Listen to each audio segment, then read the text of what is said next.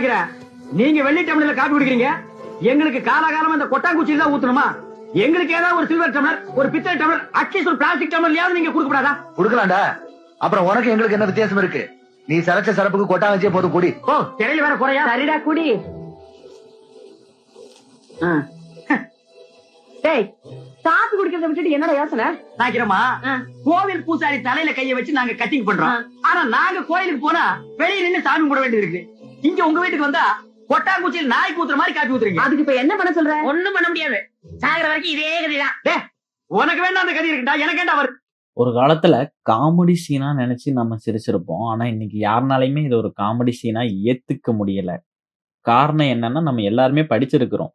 எது சரி, எது தப்பு அப்படிங்கிறத தெளிவா சிந்திக்க தெரிஞ்சிருக்குது நமக்கு. அதனால எது காமெடி அப்படிங்கிறது நமக்கு நல்லா தெரியும். ஆனா இன்னைக்கு இதுக்கெல்லாம் நம்ம ஒரு காலத்துல சிரிச்சிருக்கோம்னு நினைச்சு இன்னைக்கு வெக்கவும் படுறோம். ஆனா இந்த மாரி சீன இன்னைக்கு வச்சா இத ஒரு காமெடில யாருனாலயும் ஏத்துக்க முடியாது.